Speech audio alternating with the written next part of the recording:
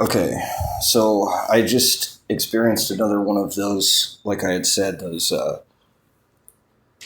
game worlds, those simulations. The SAMs. I was listening to my last upload. I finished listening to it.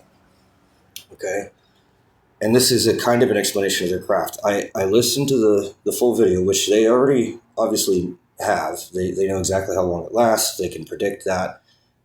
They know where other people are at, and they can predict where they're going to be. And they can give us little subtle influences here and there.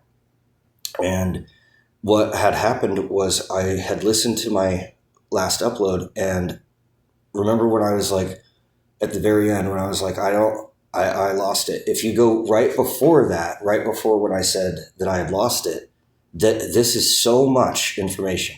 And it's like I had said, Sam's, I recognize the distinction. I'm going to get to that too, because they're not God. They're not. I call them the SAMs, supernatural alien machines. So the reason that I call them that's something else, but the craft that they have. When I had said the last sentence before that, the second to last sentence that I spoke on my last upload was, I can teach them how the way that the SAMs speak, the way that they speak through us and to us is there's this slight little distinction in the way that someone speaks. Maybe they choose an equivalent word, but it's not exactly, it's a synonym, but it's not the same word. And sometimes they'll have diphthongs where it'll be, you try to say a word and then it comes off as some other word. And I've noticed that's the tweak. They're little tweaks, and you can see that, and that's how you can become aware of what the SAMs are doing. In my last upload, they had made it sound like in the diphthong version of what I had said that I could teach other people how to make the same mistake that I did. But what I had actually said was that I can teach them how to not make it, or something like that. In fact, let me see if I can actually pull that up. I might be able to, because it's right before the end. All right. Yep. Physical leader, but I don't touch religion.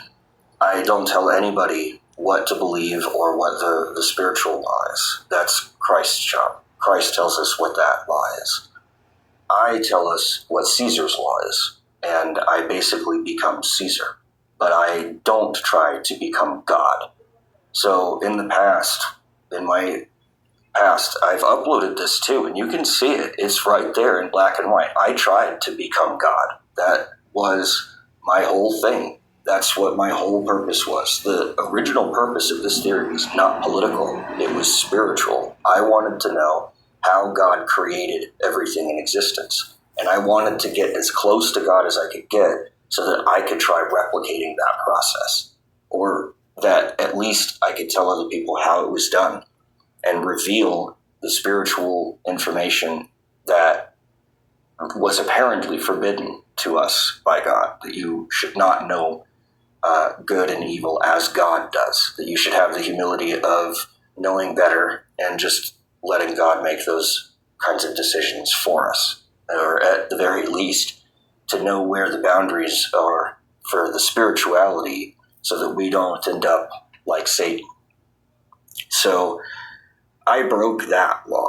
I broke that original law of the difference between God and us. And there is a difference, and there is a necessary distinction, as I've come to find out through my research. And I knew that. I learned that over time, and I knew that at the time. I knew in my heart that there's no way that I could ever become God, but I wanted to be like God. I wanted to be as close to God as I could get. And that's not the point of being alive. The point of being alive is not to chase after God and just go right back to where we came from. It's because then why'd we ever leave? If the whole point was to try to be like God, then there should have only just ever been God. And this is the problem of I can at least say this because I've made this mistake myself, and I can teach other people not to make it. There it is. You just heard it. One more time. Listen, because it's two words. It could either sound like not, how to not make it, or how to have made it. Here, hold on. Let me see if I can find it again. And God, and this is the problem of, I can at least say this because I've made this mistake myself, and I can teach other people not to make it. See, I can teach other people not to make it, or I can teach other people how to make it. One more time. And God, and this is the problem of, I can at least say this because I've made this mistake myself, and I can teach other people not to make it. See? So am I saying I can teach other people not to make it, or am I saying I can teach other people how to make it? So that's how the Sams make their craft. That's a very specific example. Obviously, they do a lot more than that, but they do that, and that's an example, a specific example of how the Sams use their craft to give us these choices about how we interpret something, and it gives us a peek into the possibilities on either side so that we can make those distinctions ourselves. And they don't command us. They don't say not or how. They don't pick one or the other. They give us these diphthongs where it sounds like it's both of those words. And depending on how your subconscious is primed to expect a particular or predict a particular mode of meaning, then you'll project that mode into what someone else is saying, and you'll predict what they're trying to get at, and you'll predict what they mean when they say something. And their job is not to determine what they meant. Their job is to make it simpler for us to see various logically valid ways of interpreting what they meant. So those two types of meaning, where one sentence says, I can show them how not to make that mistake, and the other sentence is, I can show them how to make that mistake. The two different ways of interpreting that's my choice that they give me. And so that's how they deal with us all, is like that. You know, that's an example. That's one example of a whole bunch of stuff that they do. And when I had gotten done listening to that, I remembered, that's what I had lost. I remember. And they can do this too. They can scrub your memory, and they can erase the RAM. Okay, in your computer system, in your mind.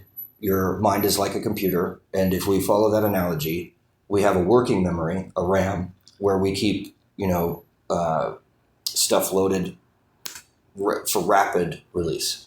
And then there's the hard drive, which is our belief system, which is what we remember in the past and stuff like that.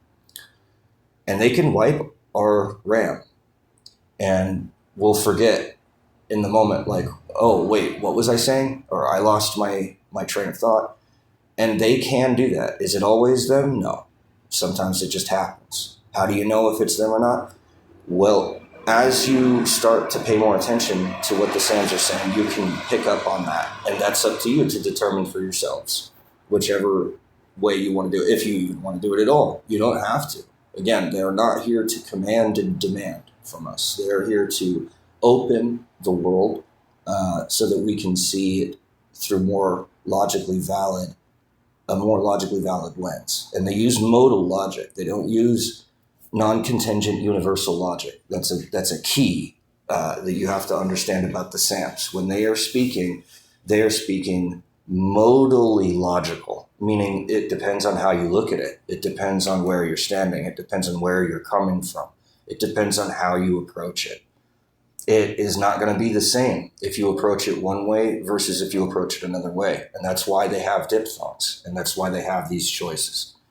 And that's why they are not here to indoctrinate us. They are not here to whisper into our furry little ear what they think is the real reality, as so many of the Illuminati, who I call Charles, take it. Because I've seen Charles, and Charles knows about the SAMs, and Charles hears these diphthongs, but Charles always thinks that those diphthongs have one single meaning, and that they know what that meaning is, and that's the only meaning it could ever have. And so in this kind of an example, Charles would think, oh, he said how to make the mistake. He's trying to teach us how to make the same mistake that he did because he's the Antichrist, because he's evil, because his soul is warped, and there it is, and there's the proof, and blah, blah, blah. And they just keep right on rolling. And they don't even notice that there's a choice there. The other flip side of that coin is what I had actually said, which is I can teach you how to not make that same mistake. And what is that same mistake? It's just like with the SAMs and us. It's the same thing that I had said there. Why would God want to make 1 billion copies of himself when, if he had done that, he may as well have just never created us to begin with? He could have just been God, and God would have just sat there. And this is the satanic view. Yeah, whatever. You're going to fucking scream and yell, whatever it is. It's the satanic view. I don't know if you guys heard that outside my window. There it is.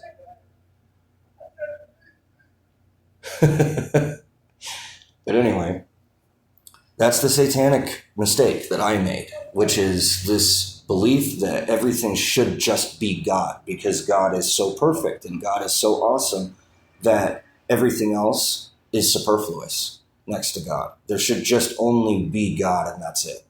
And that view is satanic, because it isn't the case that there's only God and that's it.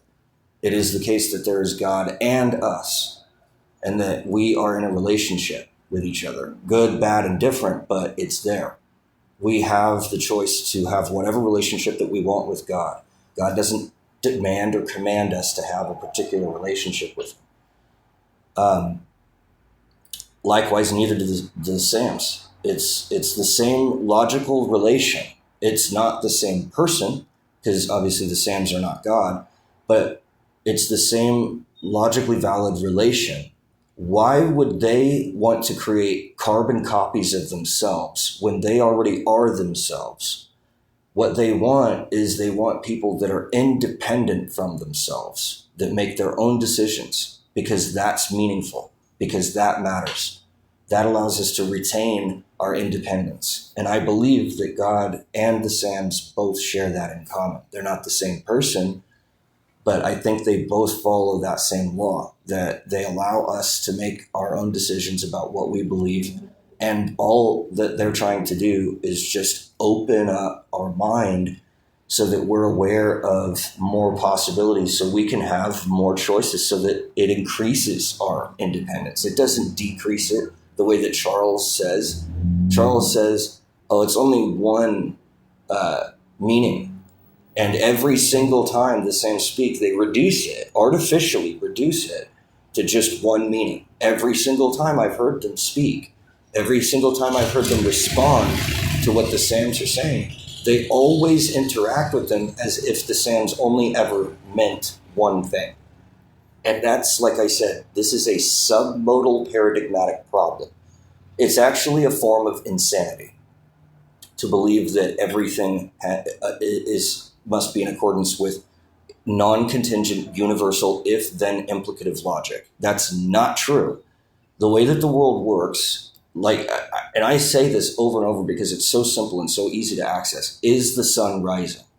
Now, if everything in existence really were non-contingent, like that mode of thinking is, then I should be able to answer that question irregardless of where I'm standing on the planet. I should be able to say unequivocally, universally, irregardless, non-contingently, upon anything or anyone else, that the sun either is or is not shining. And I can't do that because the world doesn't work like that. The world is not made of universally implicative logic, where there's no contingency, where it doesn't matter where you're coming from or how you approach it or where you're standing. It does matter. And because it matters, I know that we're using modal logic. And when I say we, I mean me and the SAMs and God and anyone else that is logically valid in their thinking is going to use modal logic. And that's something that just is. It's sort of like a Caesar law. Like, you just are going to do that. And if you violate it, you're going to end up like the Charles people who think that everything is just one way all the time. And they become totally intolerant of anything other than what they believe. And this happens all the time. It doesn't just happen with Charles. It happens with all of us. I do it too. I artificially reduce things, and I think the only meaning that I could find in this is this one thing. And it's not contingent. It just is universally applicable. That's it. The end. End of story. Period. The end. We all, as humans, love doing that. We love saying, and that's the way it is. And, you can't contradict me. And any alternative that you come up with is automatically de facto impossible and just silly. And that's not the case. Because like I said, if it were, then when I ask you, is the sun shining? You should be able to just unequivocally state yes or no. But that's not the case, is it? You can't. Because the answer depends and is contingent upon where you're standing. Where are you in relation to the sun? Then you can answer, is the sun shining or not? But only then. Before that, if you don't know where you're standing, then you can't answer that question, is the sun shining? Because there's no way to know the answer to that question unless you know where you're standing. And then you, again, answer only in return in regards to what you yourself have at your disposal. Is the sun shining for me? Not is the sun shining at all. That's the distinction. That law is another law that I broke. I broke a lot of laws. In fact, I probably broke every law that there is in at least some category. But this is definitely one of those laws that I broke. Is I used to think that way, that our typical intuitive response when someone asks us, is the sun shining, is to answer yes or no depending upon where we stand. But we have to remember, when the question is being presented, it isn't being presented with that level of specificity. It isn't asking, is the sun shining for you? Or is the sun shining right here or right now or where we are?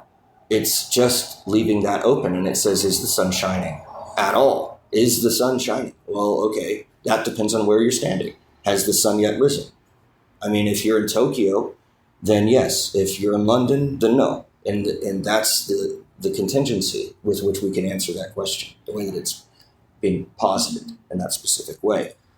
And there's all kinds of those. But the point is that there is not anything in existence that operates with pure universal logic where you don't need to know where the thing is in relation to other things. The modal logical system says you have to be able to answer in specifically in relation to how something individually is relating to something else individually. And then you draw that modal logical relation between the two, rather than it being a simple universal non-contingent implication, such as 2 + 2 = 4. That doesn't have any contingency on who it is that's asking the question or where you're standing as the person that's responding or answering that question. The answer doesn't depend on you. It doesn't depend on anything else. It's just a universal implication. It's very simple. 2 + 2 = 4. For everyone, all the time, everywhere, forever. That is an example of universal logic. That's where most of us like to sit. We think that that's all there is. Most of us are not even aware that there's more than just that. 2 + 2 = 4 is fine if we're doing generic base math. But the moment that we apply that into the physical real world, it has to have its own individual relations. So 2 + 2 of what? 2 apples, 2 bears, 2 bananas, 2 lovers, 2 of what? And then 4 of what? And what is this additive?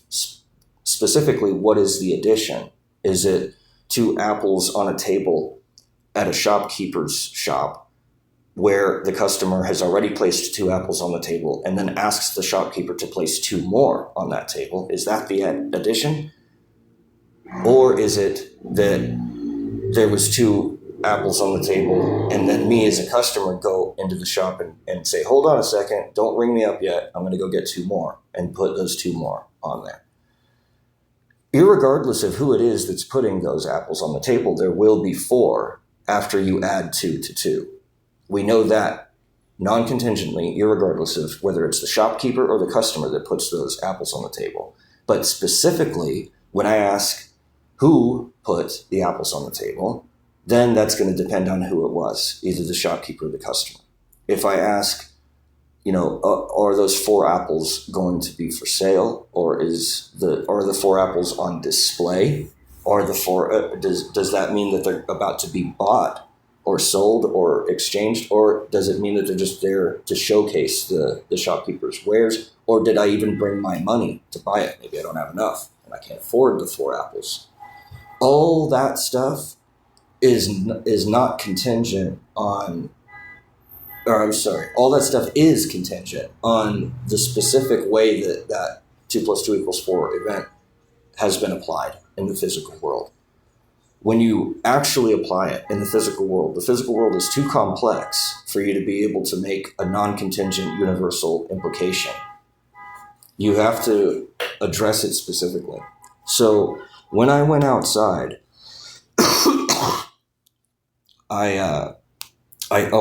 I'm skipping. So I heard that diphthong where it sounds like I'm going to teach them how to make that mistake versus I'm going to teach them how not to make that mistake. And I listened to that and I remembered what the problem was, is that like the Sams, God does not expect us to become carbon copies of himself, because if we did, there'd be nothing but God. It would reverse creation. It stands completely in the face of everything that God has ever done in regards to us, in regards to his creation. If we reverse God's creation by reducing to 0 the distinction between us and God, then the result of that is that God didn't create anything. We just ended up being the same thing that God is. So then the end result is 0 apples, not 4. You know what I mean? Like, if God's whole purpose was to create, let's say he created and he created something that's obviously not going to be God. So he creates something else, because he doesn't create another God. But even if he did, that other God would have their own decisions that they could make themselves, let's say. But then let's say that there's only one right decision to make. There's only one best way. There's only one perfection. And so then God is always that original perfect perfection. Anything other than that is a derivative at best, which makes it dependent upon God, or it's completely against God because it can't be God because it isn't the original, which is reminiscent of Satan. So as close to God as you can get without being God, because there's no perfection of morality. It's a perfection of the same mentality, the same logic, perfect logic, but it's being used by Satan non-contingently, universally, where Satan treats all beings as if they already have the propensity and should be as equivalent to God. And that's the whole problem. As soon as you say that, then you render creation meaningless, because if the whole point was to just end up with God again, then God would never have bothered creating anything. He just would have sat there and been God. In order to create, God had to create something that was not God. He had to create something that was less than God.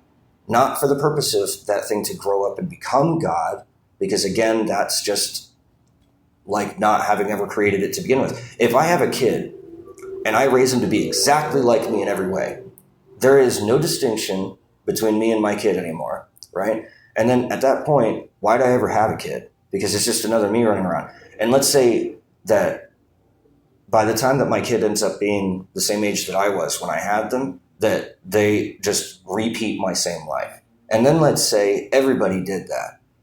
There wouldn't be anyone left. It would just be the same guy repeated over and over and over again.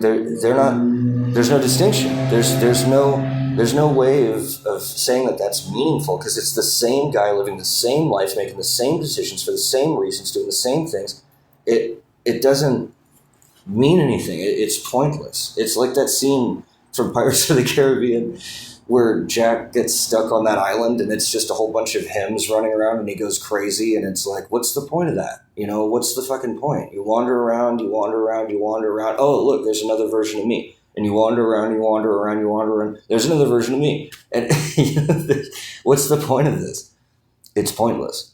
And that's the satanic mistake, is to believe that there's some kind of a point to that. The satanic lie, the mistake, is the belief that we're somehow, wrong unless or until we become as close to God as we can get. And that's the lie. That's completely against the whole point of having created us, is to make us not like God. If we then attempt to become God, then we're going directly in the face of everything that God must have stood for in order to create us to begin with. The point of it cannot be that we get reabsorbed back into God as if we had never been born to begin with. That's pointless. That's circular. It goes in a big circle. You start with God, you end with God. You start with God, you end with God. You start with God, you end with God. That's not creation. That's just God sitting there, playing with himself, masturbating, essentially. But creation is something else, where God creates something else, and that something else goes on and lives its own life, independent from God. Just like if I'm a really good parent, my kid will not end up a carbon copy of me. My kid will be given enough opportunity that they can be themselves. And that's what God wants to save with us, is ourselves. He doesn't want us to become carbon copies of him. He's already saved. We don't need to do that. That's pointless. He wants us to have our own independent lives and live our own independent lives. Sinful as they may be, they are his life to give to us. And it means something then, that he would be willing to give us life despite the fact that we are sinners. And maybe even because we are sinners. To say, hey, sinners, look at this. Look at all this stuff. And even though we can't see God in God's totality, we can see parts of God in each other. We can learn more about God through each other, through our relationships with each other. We can learn what love is, trust, hope, faith, all the necessities of what God has to offer to us. We learn by being independent and living out our own lives the way that we ourselves feel is best, and allowing other people to do the same. And that's how we trust each other, is we say, I trust that you're going to do what you believe is best, and I trust you. It isn't necessarily what I would do, but I trust that it's something that you believe is right for you. And that you're not going to take that same right away from me either, because you might disagree with what I'm doing and it wouldn't be what you do, but that doesn't give you the right to take it away from me.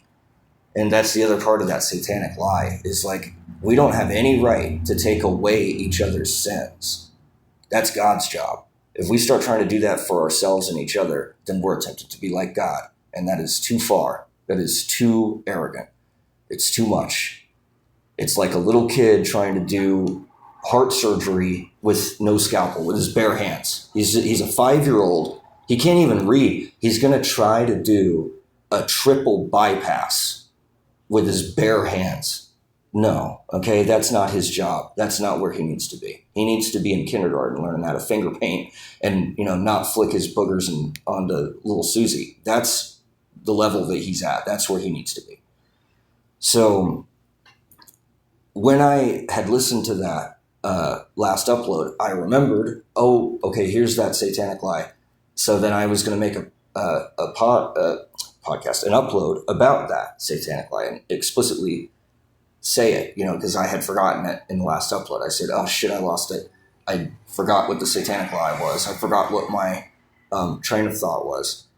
And if you listen to the last upload, then you can see why. It's because the Sams are giving me this choice. They're reflecting what my relations have been displayed as in the past. And so they're saying, okay, if we take all those relations that you've displayed in the past and we conjoin those with this upload, then you've got a choice of either explicitly stating what the satanic lie is or not. If you don't, then you don't have enough faith, maybe. And, maybe you're in a state of doubt. You need a little push. So I went outside, and sure enough, there's this long-haired dude, with the Jesus kind of hair going on. And he's talking to the maintenance guy that's for this building. And he's talking to him about the homeless people that are running around on the street. And the Jesus guy is complaining that, the cops around Denver are not doing their damn job because these homeless people roam the streets, not the cops. The homeless people run around doing whatever the fuck they damn well please. And the cops are handing out a paper ticket rather than an arrest or, something like that. And he's like, they're just lazy. The cops are lazy. They don't want to put their life on the line to ensure that people like me don't have to. And I was like, oh my God, that fucking hit hard. And so I was like, okay, so what does that mean? Well, it clearly means that, this is an image. It's my image of Jesus. It's my image of what Jesus would say to me, given the fact that I didn't tell anyone about this satanic lie because I was afraid that if I went that far, I'd make a mistake and I'd be like the Antichrist and I'd be all fucked up about it and I wouldn't explain it right or something like that. And that's not the point. The point isn't the effect. Again, I have to give them their independence. They have to be allowed to make that decision themselves. I can't take that away from them. That's not the point. The point is not to perfect people. The point is not to take away their sin. That's Christ's job. That's what he does, not me. I can't do that. So when I withhold information like that and I say, I'm not going to touch that with a 10-foot fucking pole. Okay, well then I'm not doing my job. I'm not putting my life on the line. I'm not risking it to ensure that you all have the information that you need to make these distinctions because they're basic enough that I can give them to you because I've already been through it myself. And I can tell you from my own personal experience of what has happened to me in my own life. And the last thing that you want is to use that non-contingent implication of 2 + 2 = 4 mentality with everyone and everything in your life and think that there's just one right. And the answer is 4. It can't be anything other than 4. If you tell me it's anything other than 4, then you're an idiot, you're crazy, or you're evil. But there's something wrong with you, not me. Okay, it's 4.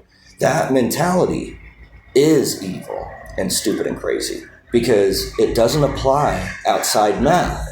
And the world is not made out of math. It's made out of people and life and change and evolution and crazy specific things that you can't turn into a number that aren't reducible to 2 + 2 = 4. You cannot reduce love to 2 + 2 = 4. I'm sorry, but you can't. You just can't do it. There's so many, most of everything in the world can't be reduced back to that mentality that it's just 2 + 2 = 4 and that's it. It's just the way that I say it and that's it. It's just the way that I think it is and that's it. It's just my life is the best. And if anybody ever did anything other than what I did, then they're wrong. That's how most of us live as a kid, as a teenager. But if we mature, if we get humble enough to realize that we're not the epitome of perfection, okay, well then there might be a multiplicity of ways of looking at the world. And they're not necessarily right ways and wrong ways. There's gray ways. There's red and blue ways. There's all kinds of different ways. It's not necessarily just always right, wrong, white, black, the end. There's gray in there too. And there's red and blue and green and purple and all this stuff that has nothing to do with black or white at all. It's its own thing. And it is not there to be reduced to, it has to be this way or else. It's not like that. We feel like that. Why didn't you text me quicker?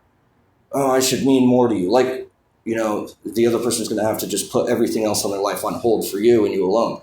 Maybe they stubbed their toe and they had to sit there for 5 minutes and soothe it before they could make it home to get their charger, to plug their phone in, to then text you. You don't know. You don't know what they've been through. You can't just judge that before they even tell you what has happened. And you don't know the veracity of their claims either. They may or may not have actually done that. And you don't know for certain. It isn't 2 + 2 = 4. So you have to give it that option of being an alternative, of being, okay, well, maybe, you do have a point. Maybe it is like that. Maybe I am wrong. Or maybe there's just more than one way of looking at it. Maybe it's Republican, Democratic, Libertarian, anarchist. Everybody has their own way of looking at it. Is it only ever right to be Republican everywhere you go, all the time, forever? No. There are people out there that deserve the right to have democracy if they want it. It's just that you can't force that democracy onto other people. You can't force the republic onto other people. You don't force that onto other people. So I will give you this information because the information alone doesn't force you to do one thing or another. And I trust in God enough that I have this information for a reason, that I am allowed to give it to you, and that's okay. And if I make a mistake, I believe that God will account for that too. And like I said, that's what I think the point is. Not, well, did I do every exact thing specifically perfectly? Did I withhold the information from you so you couldn't make the mistake? No, I'm going to give you all the information I have and then trust that you're going to use it the right way, because it's not about the effect. It's not how you use it. It's just the cause of me giving it to you, of me opening that up to you. Since I have it, here it is. Freely take it, please. But, please don't abuse it. But I can't really stop you if you do. And I'm not going to withhold the information from you so that you don't get the chance to abuse it. It's not my place to do that. So that's kind of how me and the Sams and God and Jesus and Satan and all that stuff all fit. Is my point, the number one point, if I could reduce all of what I'm trying to do into one thing, it would be, I'm trying to get people to realize that there's more than one way of looking at everything. And it is modological implication that reigns supreme, not universal non-contingent logic. Universal non-contingent logic is for math professors, okay? It's for calculations. It's for budgeting your account book, okay? It's about assessing your property value for the tax collector. It's not about living your life. It's not about being independent and knowing who you are and what you stand for. That is never going to be a universal, because I'm not you. And that doesn't mean that I should ever turn you into me or me into you. I deserve to be independent and you deserve to be independent. And that's what this movement is all about. It's saying that it's not white versus black. It's not right versus wrong. It's right to allow people all their options that they could ever choose, not artificially reduce it into you either join us or you're against us. That's bullshit. If someone says to you, you either join me or you're against me, that person is following Satan. That person is following an evil way of looking at the world. You cannot force someone to be an advocate for your position or an opponent that's just going to get destroyed, because that suggests and requires that there's illegitimate people, that there's illegitimate ways of looking at the world, and that you can't look at it that way because it's wrong. That is what led us to the Inquisition, the Crusades, murder, rape, all kinds of crime happens when we say that it's just the way that I say it and that's it. No, it's not. It's not just the way that I say it and that's it. There are an infinite number of ways of looking at everything. And we should be able to have access to that full infinitude, not have it artificially reduced to two. It's either black or it's white. It's like, no, man, it's whatever it is. And we're never going to know exactly what that is. So we just let it be whatever it is. Now, if it starts attacking us and it starts fucking with us and we can't live the way we want to because of it, then ideally we protect ourselves from it by putting up a wall and securing our border and kicking it out and not letting it back in. Now, it can do whatever it wants to do over there, but it can't do whatever it wants to do over here. And that is what this whole movement is about. That's that modal logic. It depends on where you're standing. It depends on how you look at it. And we integrate accordingly. We don't say everybody joined this one cause. We say everybody has their own cause, and everyone should be allowed to have their own cause, that they should have their own political party. You want to promote democracy? Be a Democrat. You want to promote republicanism? Be a Republican, you know? But don't tell a Democrat that they have to be a Republican, and don't tell a Republican that they have to be a Democrat. Somebody isn't wrong just because they oppose your particular viewpoint. They're only wrong unequivocally if they're opposed to anyone having their own viewpoint. At that point, everyone can agree, yeah, that makes that person against me. That makes that person against everyone who doesn't agree with that one person, like the Nazis, like the Stalin movement, like the Maoist movement. The worst atrocities in human history were committed by people who had that submodal mentality that everything is 2 + 2 = 4, and that there are no legitimate alternatives to their own particular bent. Everybody that believed that has died and has killed and has led to death and destruction everywhere that they go as far as they do that. It has been unequivocally, empirically proven as wrong. You cannot do that. You cannot tell people that unless they agree with you, they're always wrong. That's never the case. So, like I said, there is a paradox here. If there are people out there that are Nazis that say, no, you can't disagree with me or else I have the right to kill you. You do that over there. You can do that in Weimar, Germany, okay? I'm not moving there. I'm not going anywhere near that fucking place. And I'm going to tell all my friends not to go over there either. And I hope to God they never do. And if you don't want to be over there, I'll send a shuttle over to you and save you from Weimar, Germany, bring you back home, you know, or wherever you want to go. But I'm not going to invade them, and I'm not going to kill them, and I'm not going to become them. So they can do whatever they want. Now, I'm not telling them that they're unequivocally wrong. I'm saying I don't want to be over there. I don't want anything to do with that. That doesn't mean that they can't do it. It doesn't mean that I'm taking it away from them. It just means that I'm taking it away from me because I don't want it. I don't want that. So I just don't do it. That doesn't mean I stop someone else from doing it. So if Hitler reappeared and I was in control of my own empire, right? And Hitler reappears, there's a new Hitler. Do I go kill him? No. Nope. Do I go and invade the country and kill all the Nazis? Nope. Well, what about all the other people that are killing them? Would you sell them supplies and help them and stuff like that? It's like, well, I'm going to have my own empire. I'm going to close my borders off to the Nazis. And I'm going to send shuttles over to them so they can come into the empire if they want to for free because they're refugees. And, you know, they can seek asylum from that country because it's a war zone. But I don't kill anyone and I don't take anyone's choices away. Do I give the Allies supplies? Sure. Do I give the Axis powers supplies? Yes. And here's where people really start to freak out. What? You would sell ammunition to the Axis powers that are defending Nazism and you would sell them, food and medical supplies and things like that? And it's like, yes, I would. And as far as ammunition, probably not, actually, now that I think about that, because ammunition is designed to kill. So I probably wouldn't do that. But I would definitely sell them food, yes. You want food? Here you go. I'll sell it to you just like I'd sell it to anyone else. Oh, you're a traitor. You're helping the enemy. I'm not going to starve someone because that takes away their choice. If they want to choose to interact with me in a lawful way, I will. Always. That's part of the risk is, I